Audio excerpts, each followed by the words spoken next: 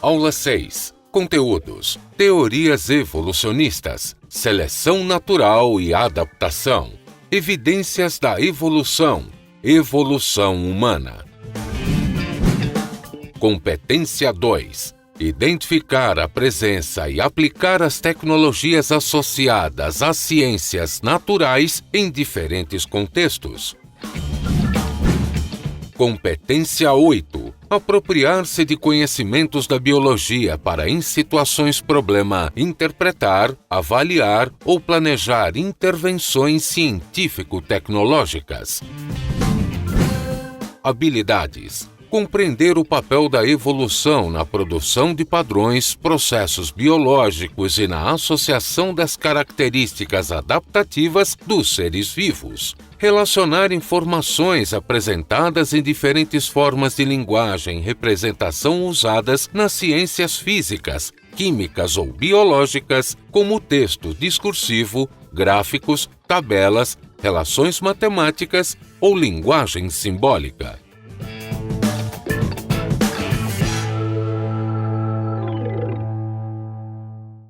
Olá, alunos! Olá, professores e demais pessoas que estejam aí assistindo o nosso aulão de hoje. É com muita satisfação que eu estou aqui com vocês para passar um pouquinho dessa manhã falando um pouquinho sobre evolução dos seres vivos. E vocês vão perceber que não é um bicho de 7 cabeças e eu também não pretendo aqui convencer ninguém a nada, tá? Eu só vou mostrar para vocês o que a ciência pensa um pouquinho sobre esse ramo da biologia que fala sobre a evolução dos seres vivos.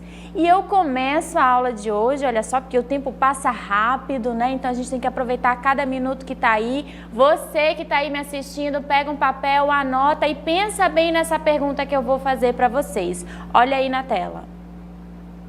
Os seres vivos mudam ao longo do tempo? O que vocês acham? Será que os seres vivos ao longo do tempo modificam? Será que essa modificação leva muito tempo, em um curto espaço de tempo? Ou não? Isso acontece muito dinâmico? Ou aconteceu e não acontecia mais? Você que está aí me assistindo, você muda ao longo do tempo? Eu acredito que sim, né? A gente nasce ali, criança, jovem, e com o passar do tempo a gente vai mudando, sofre algumas transformações, não é verdade? Mas para a biologia e para a evolução, o que importa é se os seres vivos se modificam ao longo do tempo. Porque olha só, nós temos aí duas vertentes, né? Há muito tempo atrás não acreditavam-se, né, que os seres vivos se modificavam ao longo do tempo. E a essa ideia de que os seres vivos não se modificam ao longo do tempo, deu-se o nome de fixismo. Olha só na nossa imagem como ela aparece. Como vocês podem observar, o fixismo, não é? Os seres vivos, como vocês estão vendo aí no exemplo dessa borboleta, imagina que essa seta azul é o tempo, não é? Então o tempo está aí crescendo, aumentando e as borboletas elas não estão se modificando. A essa ideia de que os seres vivos não se modificam ao longo do tempo, dá-se o nome de fixismo. E um dos grandes exemplos que a gente tem é o criacionismo, ou seja, aquela crença, não é? Onde todos os seres vivos foram criados dessa maneira, como a gente percebe que não se modificaram ao longo do tempo. Mas para a biologia a gente teve essa preocupação, não é? E para nós, o que significa o evolucionismo? A transformação que os seres vivos sofrem ao longo do tempo, que pode ser um curto intervalo de tempo ou não. Não é verdade? Então, por isso que vocês observam na imagem aquela borboleta de um jeito e com o passar do tempo as modificações que elas sofrem, tá? Então, não vou esquecer, fixismo, os seres vivos não mudam ao longo do tempo, isso é uma ideia que há muito tempo atrás acreditava-se, até hoje ainda acredita-se através do criacionismo, né? Onde tem um ente divino que criam ali todos os seres vivos da forma como eles são e eles não se modificam ao longo do tempo. Mas também temos a ideia do evolucionismo, que é essa parte da biologia que diz que, sim, os seres vivos se modificam ao longo do tempo. E um dos primeiros pensadores, na verdade, a questionar e afirmar que os seres vivos realmente mudam ao longo do tempo foi quem? Olha só, o Lamarck, o Jean-Baptiste Lamarck, né, com a sua teoria, também conhecida como lamarquismo. Então, observem essas informações. Ela é baseada, olha só, na ideia deste naturalista, não é? E aí, o que ele afirmava?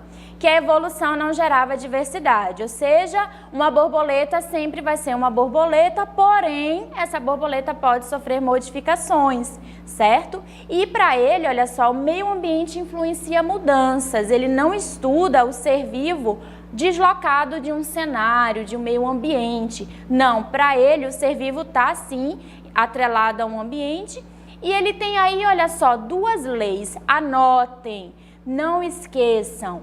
A primeira é lei do uso e desuso e elas não são difíceis da gente entender não, tá bom? O que é então, professora, a lei do uso e desuso? É bem simples. Para Lamarck, quanto mais você desenvolve um órgão ou uma estrutura, mais ela se desenvolve. O que é isso? Calma, pera, vou explicar. Por exemplo, você imagina aquele fisiculturista que está ali magrinho, né? Começa a fazer atividade física, musculação e fica com o músculo bem enorme, grande, ganha várias competições. Ele se modificou ao longo do tempo. Portanto, ele exercitou bastante, desenvolveu a musculatura e para Lamarck, o que isso significa dizer? Que é a lei do uso e desuso. Quanto mais ele usou, mais ele desenvolveu. E aí a gente já entra na segunda lei, que é a dos caracteres adquiridos. Ou seja, a partir do momento que aquele fisiculturista bem fortão, musculoso, tem a sua primeira geração, ou seja, os seus filhos, essa característica já passa automaticamente para os filhos. Ou seja, eles nasceriam já bem musculosos, bem fortões. E a gente sabe que isso não acontece, não é? Existe sim essa modificação, porém essa transmissão não é passada automaticamente para os seus descendentes, não é? Mas foi uma das maneiras que o Lamarck, não é, tentou explicar a variação dos seres vivos ao longo do tempo. Para ele, quanto mais você trabalha um órgão, mais desenvolve, mais ele está ali forte, ou se você não usa, ele atrofia. Isso é a lei do uso e desuso. Mas para poder ter a modificação e a questão da evolução, essa característica tem que ser passada automaticamente para a geração seguinte. E a gente sabe que não acontece necessariamente desta forma, não é? Hoje a teoria de Lamarck ela está em desuso, não é? Mas ele merece o seu crédito, uma vez que não é? Ele foi o primeiro a questionar essa ideia de fixismo. Para ele não, os seres vivos realmente se modificam ao longo do tempo, tá bom? Então não esqueçam, Lamarck, a gente tem que ter em mente a lei do uso e desuso e a transmissão desses caracteres automaticamente. Claro que esse ser vivo ele está ali no meio ambiente interagindo, né, com os outros fatores que estão ali presentes, tá bom? Mas um outro, olha só, que também é evolucionista, que postulou aí várias informações, é o Darwin, olha só.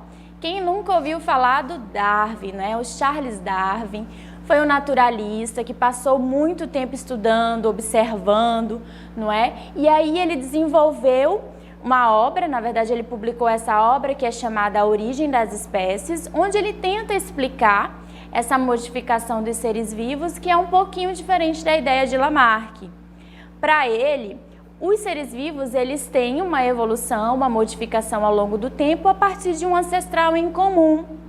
Mas ocorre ali no meio a seleção natural, ou seja, o meio ambiente ele fortemente seleciona aqueles indivíduos mais adaptados, né? Se a gente pegar o exemplo de Lamarck, os seres vivos eles têm que estar ali no uso e desuso para tentar atrofiar ou desenvolver um órgão.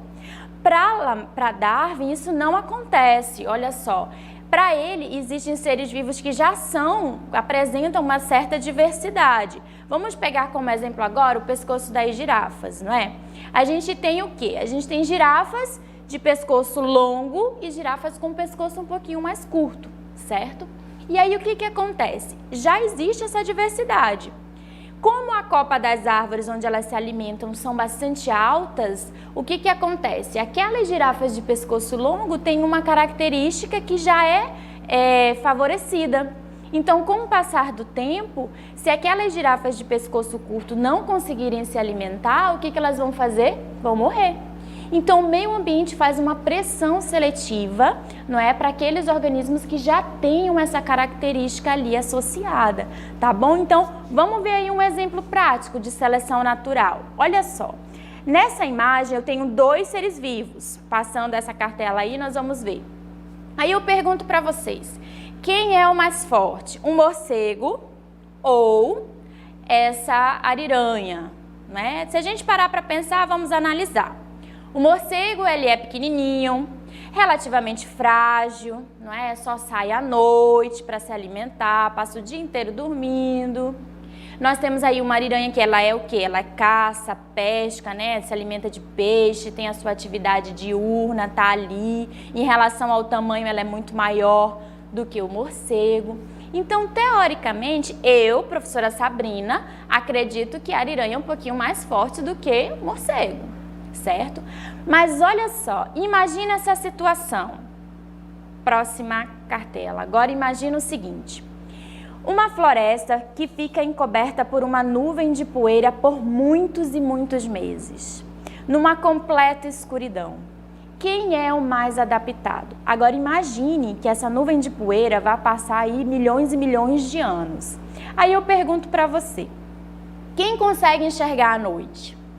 Quem consegue capturar alimento durante a noite? Não é? Quem consegue enxergar, ter mais facilidade aí?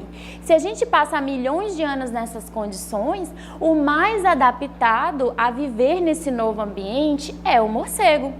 Porque a ariranha ela não vai conseguir capturar seu alimento, né? Vai estar aí em desvantagem. Então, para a biologia, imaginem bem, né? E a ideia de Darwin em relação à seleção natural. Quando a gente está falando de seleção natural, a gente tem ali as características dos seres vivos em um determinado ambiente. E esse ambiente ele vai proporcionar, vai fazer uma pressão para selecionar os mais adaptados e não o mais forte, porque ser forte é apenas uma característica que nem sempre é necessária ou realmente ali determinante para a sobrevivência. Então, não vamos esquecer, só recapitulando as teorias. Lamarck, lei do uso e desuso, né, e transmissão dos caracteres adquiridos. Darwin, a gente vai ter aí a seleção natural atuando, não é, selecionando os indivíduos mais adaptados, não mais forte, o mais adaptado, tá bom? Os dois levam em consideração o meio ambiente, tá? Eles não estudam os seres vivos isolados do meio ambiente.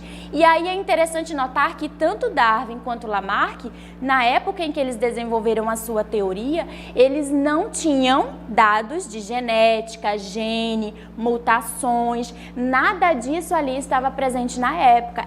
Esses conceitos, eles foram descobertos depois, tá bom? Então, olha só na nossa próxima imagem, o que a gente tem aí, que essa teoria de Darwin, atualmente, ela é mais aceita, não é? Porém, ela sofreu algumas modificações e ela hoje é conhecida como neodarwinismo, isso mesmo. O neodarwinismo combina a teoria e os princípios de Darwin, não é, com o princípio genético, porque lembra que eu falei para vocês que hoje a gente sabe, não é, que existem mutações, recombinação gênica e seleção natural. Mas na época de Darwin não. Só que a descoberta desses conceitos, né, que são o quê? Mutações, alterações no DNA, recombinação gênica, né, que são alterações também nesse DNA provocado por alguns micro-organismos ou até mesmo quando há um cruzamento, né, entre macho e fêmea, que tem troca de material genético, ali a gente tem uma certa recombinação entre os genes e a seleção natural. Só que na época de Darwin a gente ainda não tinha esses conceitos descobertos, bem definidos, porque tanto Darwin quanto Lamarck observou essas transformações dos seres vivos ao longo do tempo apenas realmente com a observação. Eles não tinham muitos instrumentos, não tinha microscópio, né, para verificar essa questão de DNA, de genes e nem outras técnicas mais avançadas que a gente só pôde detalhar com um pouco mais de informações com o passar do tempo, tá bom? Então, quer ver um exemplo prático? Eita, quase não sai! Um exemplo prático de evolução de seres vivos? Olha só nesse meme que eu achei na internet. Olha só, diz que a teoria da evolução não existe. Aí você que vai me dizer se acredita ou não, mas olha só, esqueceu que a vacina é feita estudando mutações dos vírus, bactérias e organismos. Isso mesmo! Olha só, se a gente pegar esse exemplo aí, vamos imaginar a vacina da gripe. Por que que os idosos, olha só, têm que tomar anualmente essa vacina? Porque a taxa de mutação do vírus é muito grande, não é? Então, de um ano para o outro, se você tomou uma vacina de gripe, você está imune a determinada espécie de vírus ali, aquele grupo. Porém, ele sofre modificações e ele já é um vírus praticamente diferente. Então, se ele modificou, aconteceu o quê? O que a gente chama na biologia? Evolução. E aí, no ano seguinte, você já tem que tomar uma outra vacina para poder ser imune a esse novo vírus.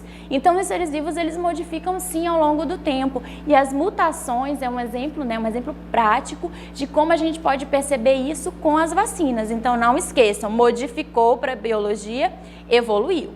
Agora, é muito simples a gente dizer, não é, hoje em dia, através dos instrumentos que a gente tem, o poder de pesquisa e observação, que os seres vivos modificam ao longo do tempo. E isso é o foco de estudo da evolução, tá? Não é dizer que um ser vivo é superior ou inferior ao outro, não. Até mesmo porque o que determina a sobrevivência dele é se ele é ou não mais adaptado. Porém, como que a gente afirma então que os seres vivos se modificaram ao longo do tempo se a gente não estava vivo há 100 milhões de anos atrás, há 1 bilhão de anos atrás, não é? Porque um ser humano, ele vive em média, vamos supor aí, 80 anos. Você acha que em 80 anos, nessa janelinha do tempo, a gente consegue observar grandes transformações nos seres vivos? Não sei. Então, o que a gente usa? A gente usa algumas evidências, olha só, e a primeira delas são o quê? Os fósseis. Muito bem. Os fósseis, olha só, anotem o conceito, hein? É qualquer vestígio de um ser vivo que habitou o nosso planeta em tempos remotos, isso mesmo, ou seja, seres vivos que habitaram remotamente. E a gente tem como exemplo na imagem pegadas, não é? Temos aí um peixe que ficou impregnado numa rocha, um inseto que ficou dentro de um âmbar, que é uma resina, não é, que sai de algumas árvores. E aí você observa aqui, o ser vivo normalmente ele nasce, cresce, reproduz e morre e se decompõe.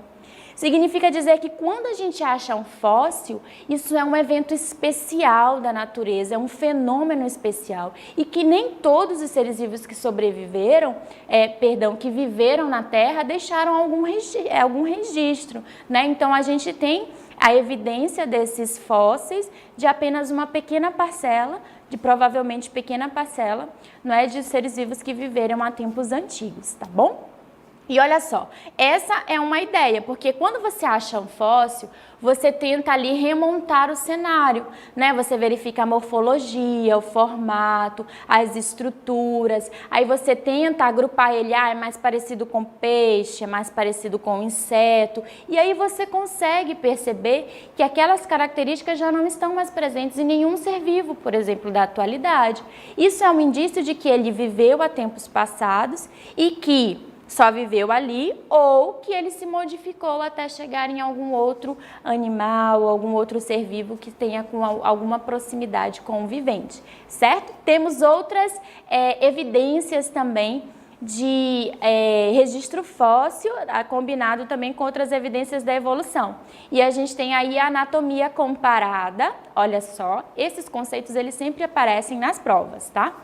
A gente tem a anatomia comparada, homologia. Homo, olha só, é igual, tá? Tudo que você vê na biologia e alguns outros contextos, o homo sempre vai dar a ideia de igual, de igualdade, do mesmo, né? Atração pelo mesmo. E aí a gente tem o quê? Mesma origem embrionária e evolutiva, mas pode ter ou não uma função diferente, né? Ou seja, você está estudando ali órgãos e estruturas que têm uma mesma origem evolutiva, mas com uma função diferenciada. A gente tem também a anatomia comparada com o conceito de analogia, não é? E esse conceito de analogia é importante porque já estuda o inverso, né? Você tem origem embrionária e evolutiva diferente, mas sempre a mesma função. Olha só, não vamos esquecer, a homologia ela pode ou não ter a mesma função, mas na analogia as estruturas elas sempre vão ter a mesma função. E eu trago aqui para vocês algumas estruturas para a gente fazer esse estudo comparativo. Observa bem aí na tela. O que a gente tem? 3 tipos de asa, né? Eu tenho aqui a asa do morcego, bem aqui. Estou marcando aqui para vocês. A gente tem a asa de uma ave e a gente tem a asa de um inseto. Se é o mesmo órgão, eles vão ter a mesma função, não é verdade? Então, a gente vai ter aí 3 asas que estão ali relacionadas ao voo. O que vai determinar se é homologia ou analogia? Observa bem. Asa de morcego e asa de ave. Vamos fazer as primeiras comparações. Todos os dois são vertebrados? São. Todos os dois estão utilizados para o voo? São. Então, se são da mesma origem embrionária, ou seja, eles são muito mais próximos, porque todos os dois são vertebrados, a gente tem o que a gente chama de homologia. E quando que é analogia? Por exemplo, quando eu comparo a asa do morcego com a asa do inseto. Por quê, professora? Porque eles são seres vivos de grupos muito distintos. A gente tem aí um mamífero vertebrado sendo comparado com um inseto que é invertebrado, e aí eles são de grupos evolutivos diferentes. Então, se são de grupos diferentes, analogia. Quando eu comparo da ave, é o mesmo princípio em relação à asa do inseto. São 2 grupos de seres vivos totalmente diferentes. Um é vertebrado, o outro é invertebrado. E aí o que eles têm? A mesma função, porém a origem embrionária é diferente. Então, quando tem homologia é sempre igual. E quando a gente tem a analogia, a gente vai ter diferente o quê? Origem embrionária e evolutiva. Ou seja, a gente está comparando aqui, por exemplo, vertebrados com invertebrados. E isso daí, gente, é bastante cobrado em várias questões. E é importante que vocês não esqueçam disso, não é? De que homologia, a gente tem esses órgãos que são aí, na homologia, a mesma origem embrionária e evolutiva, né? Mas a gente vai ter outras formas também de investigar, não é?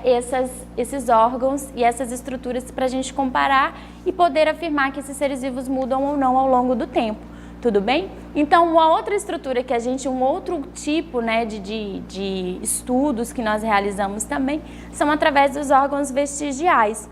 Isso mesmo. Então, o que a gente tem aí, né? São estruturas, pelo conceito, estruturas atrofiadas, sem função evidente no organismo. Significa dizer que, ao longo do tempo, essas estruturas perderam a função, se a gente estiver pensando em relação aos princípios de Lamarck, mas também a gente pode dizer que, dada a variabilidade entre os seres vivos, a característica que mais prevaleceu foram essas, tá? Que a gente consegue visualizar agora. Um exemplo disso, olha só, dente do siso. Tem gente que tem gente que não tem. Olha só na nossa imagem, a próxima, isso aí que vocês estão visualizando. Então tem gente, olha só, lá no finalzinho, tem gente que tem o dente do siso, que nasce normalmente. Tem gente que já não tem mais o dente do siso e tem gente que tem, mas dá o maior problema e tem que tirar. Porque já é um dente que teoricamente não tem mais uma função para os seres vivos, no caso aqui a espécie humana, tá bom? Dente do siso, um exemplo. O outro exemplo são as amígdalas. Isso mesmo, olha aí na nossa imagem. As amígdalas, elas ficam aqui, deixa eu voltar aqui, nessa parte mais na lateral, né? Quando a gente abre bem a boca, a gente consegue visualizar. É um órgão relacionado aí à defesa, né? Produção de células de defesa. Mas o que a gente tem ali? Às vezes ela inflama, dá um maior problema e tem gente que até retira. Tanto é que quando a gente retira, não tem nenhum prejuízo, não é? Então, isso é uma das evidências aí de que este órgão, não tem tanta função aparente e é considerado um órgão vestigial. Um outro exemplo, olha só, é o apêndice vermiforme. Isso mesmo, está ali na porção final do intestino, não é? E aí muitas vezes ele não tem função aparente no nosso organismo, é um órgão vestigial. E ele está muito bem desenvolvido naqueles seres vivos que são herbívoros, tá? Isso dá um indício de que ao longo do tempo pode-se chegar a uma certa hipótese de que nossa alimentação era mais voltada para questões vegetais, né, gêneros vegetais, e não tão diversificada como é hoje. Só que com o passar do tempo, esse órgão, essa estrutura, não tem tanta função mais aparente. Em alguns casos, ele até inflama, não é? E aí tem que fazer a cirurgia de apendicite, dá maior problema, e aí a gente sabe que retirando também não tem problema nem prejuízo nenhum. Um outro exemplo, olha só, é o cóccix, aquele osso que a gente tem na bacia, esse mesmo, olha aqui, fica bem aqui na porção final.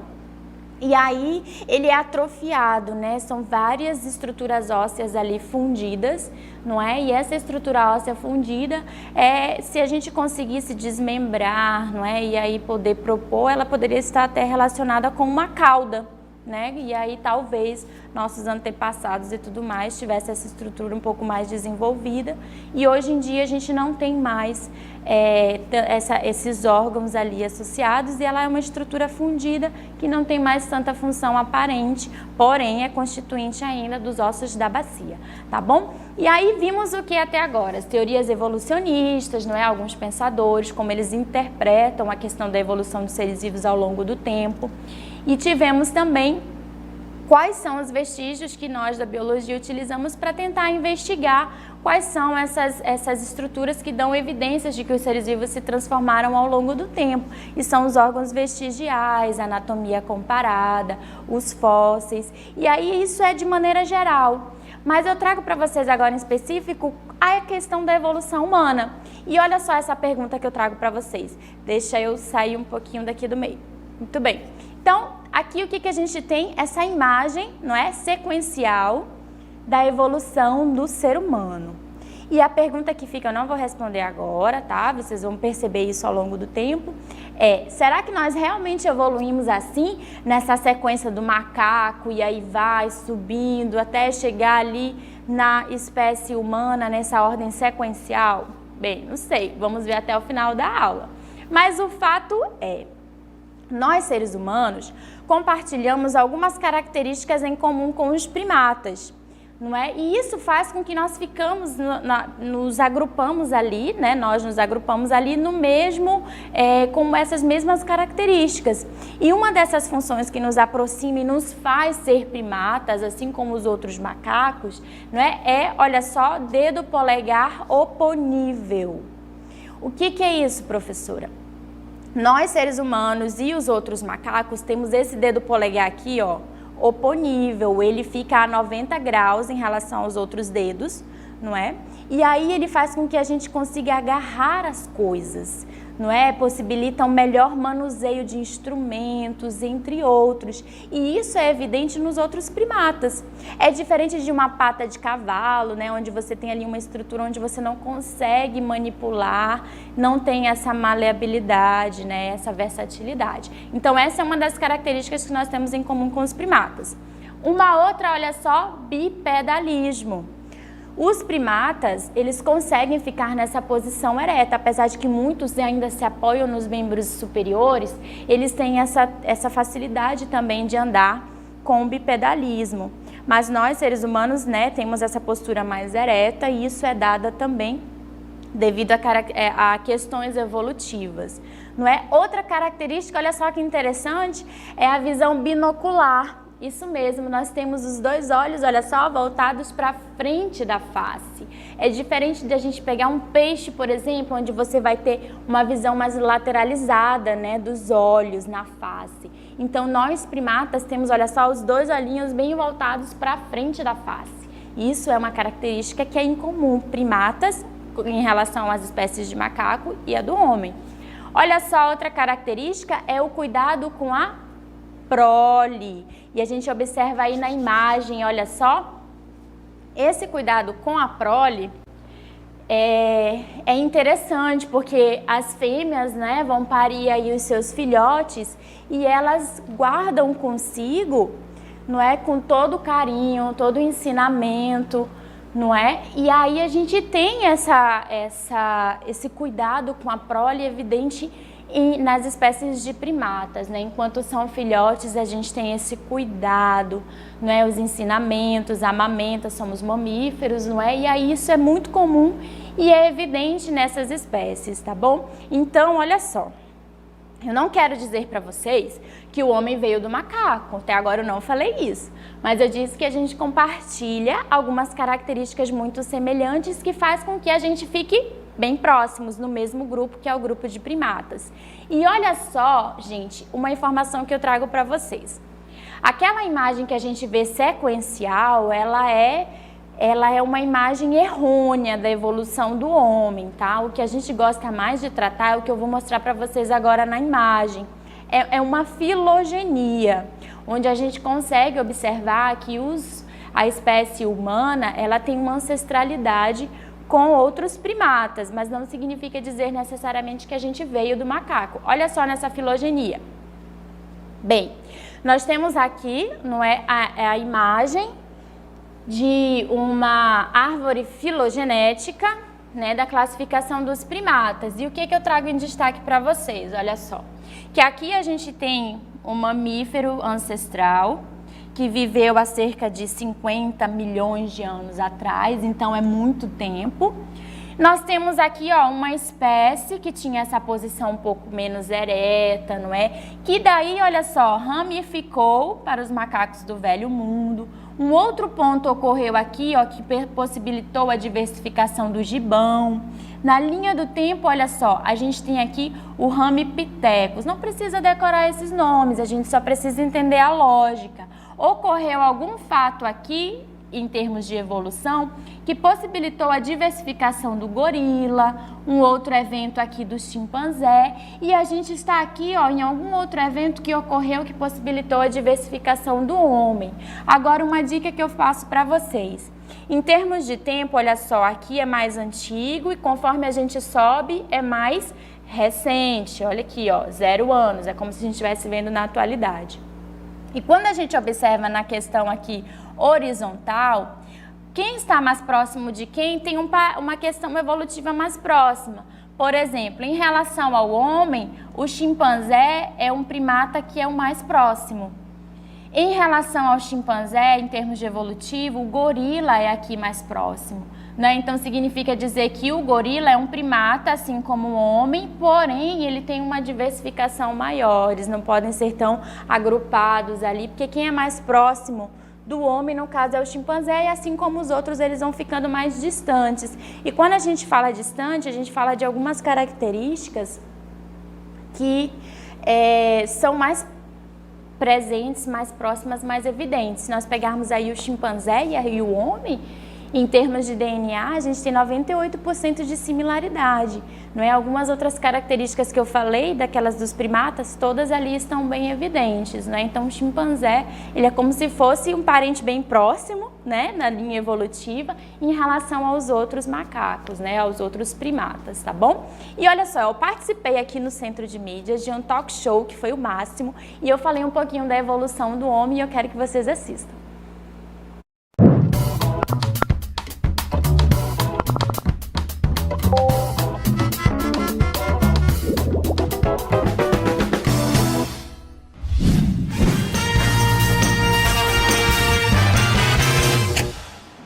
Olá, tudo bem? Está no ar mais um Semean Talk Show. É isso aí, sejam todos muito bem-vindos.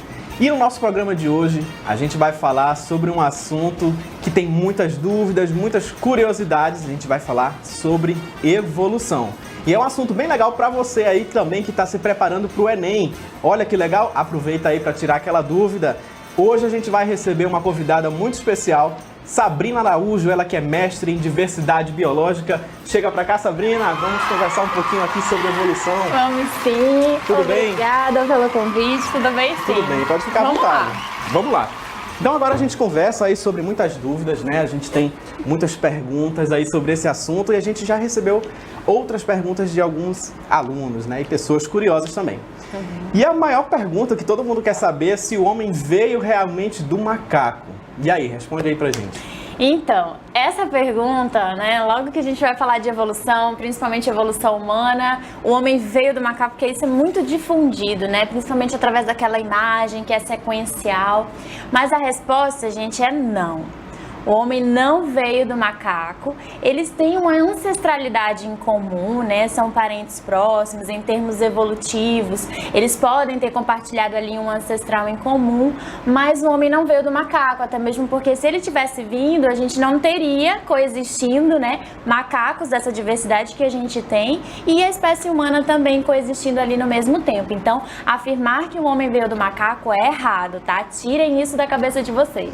Olha aí, né? Vamos esquecer, o homem não veio do macaco realmente. Então, sanada a nossa dúvida. E olha só, a gente tem uma outra pergunta bem interessante, né? Qual seria, então, a evolução humana? Né? Qual seria a origem da evolução humana? Muito bem, essa é uma pergunta bem difícil de responder, né? Justamente porque não existe um marco na história evolutiva a partir daquele momento ali surgiu a evolução do homem, o homem começou a se diversificar. Não é bem assim que acontece, né? Nós temos alguns registros, não é? E esses registros são com base em fósseis e outros vestígios que a gente tem para estudar a evolução, mas nenhum deles marca exatamente a origem da espécie humana, até mesmo porque esse registro fossilífero ele é muito falho. Então, o que a gente faz? A gente agrupa por semelhança. Então, por exemplo, há tempos atrás, 100 mil anos, 200 mil anos atrás, encontra-se ali um registro fossilífero, um fóssil. E aí, através da morfologia, né, você faz a comparação com a espécie humana e tudo mais, entre outros seres vivos. E a gente consegue agrupá-los por semelhança. E quando a gente consegue datar, né, ter uma previsão de quando mais ou menos foi que ocorreu ou existiu esse ser vivo, a gente faz uma linha do tempo, que os primeiros hominídeos, eles tinham realmente muita mais semelhança com os macacos antropóides que a gente conhece, como por exemplo chimpanzé, gorila, né, entre outros. E aí com o passar do tempo, o que a gente percebeu? O volume da caixa craniana foi aumentando, a postura foi ficando mais ereta, né? Isso a gente consegue na verdade, a gente consegue fazer essa hipótese através desses registros, mas ter, assim, um ponto de início, de partida, é um pouco mais difícil. Bacana, né? E olha só que interessante, se a gente parar para pensar, né, se a gente perceber algumas coisas, a gente pode até perceber, talvez, algumas características da gente, né, nos seres humanos. E aí vem a nossa outra pergunta, que é: existem características nos seres humanos que são evidências evolutivas? E quais seriam elas? Sim, existem, né? Existem características assim. Nós temos algumas estruturas corporais que hoje elas estão atrofiadas ou sem função aparente, mas que antigamente elas poderiam ter sido bastante utilizadas, bastante desenvolvidas e que foram perdendo essa função ao longo do tempo. Um exemplo disso são as nossas amígdalas, o dente do siso, né? O apêndice vermiforme. A gente tem também a questão da membrana nictitante, que é essa membrana que fica bem aqui no cantinho do olho, que é bastante desenvolvida, por exemplo, em alguns animais que são aquáticos, né? Porque quando eles mergulham, essa membrana cobre o olho, funcionando como se fosse uma película. Isso é um indício de que, por exemplo, né, alguns dos nossos ancestrais poderiam ser de vida aquática, né? Bem hipotética. E como hoje nós somos de vida terrestre, essa estrutura, teoricamente, não tem tanta função. Esse foi o nosso Semeando Talk Show de hoje, falando aí sobre evolução. Espero que vocês tenham ficado ligados e tirado suas dúvidas. Então, até uma próxima edição.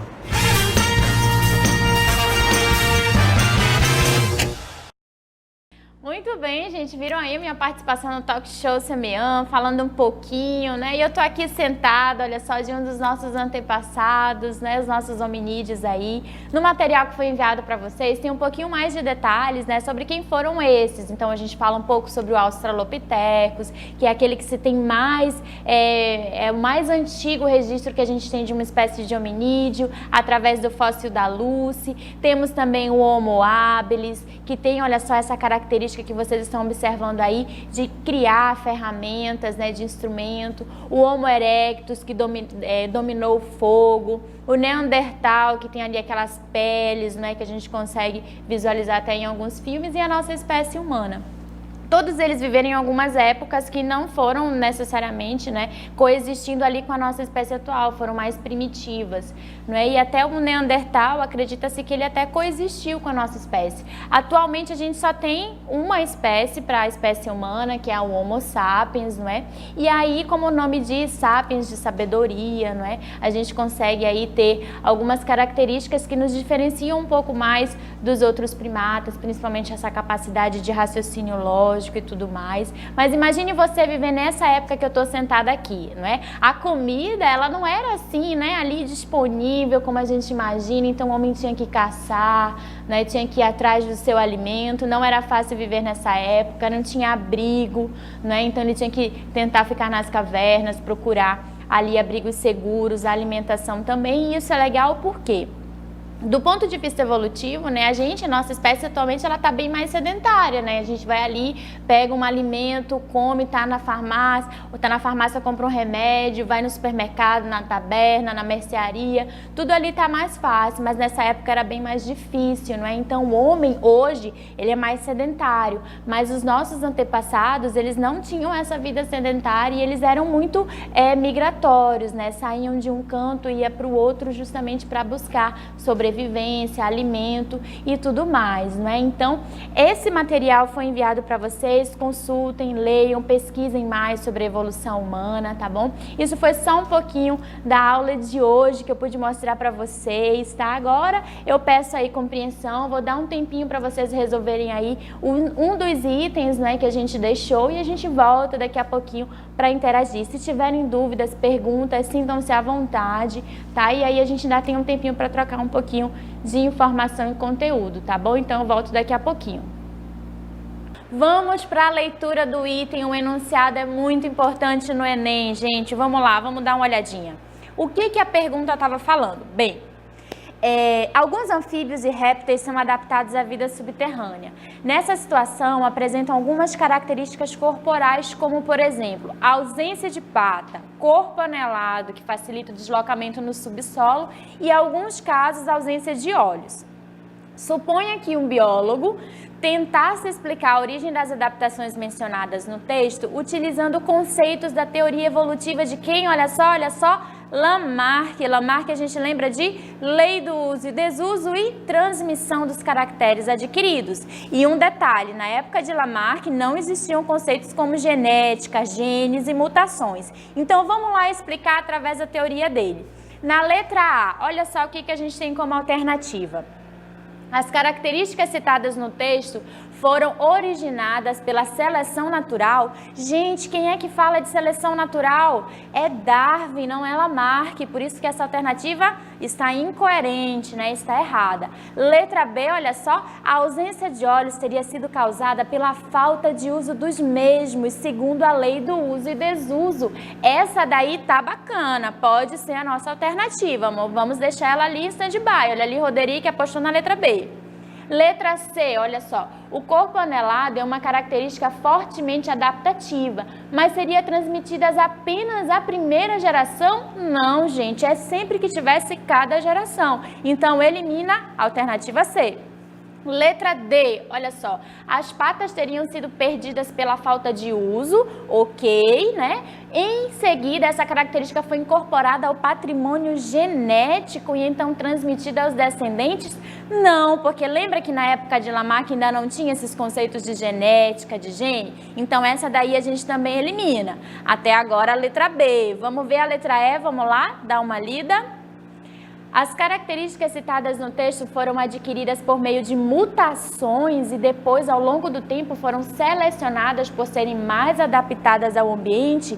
Poderia até ser, gente, mas de acordo com Lamarck, a gente não pode colocar esses conceitos de mutação, recombinação gênica, seleção natural, não é? Então, qual é? Olha só, a nossa resposta correta é a alternativa B. Não esqueçam.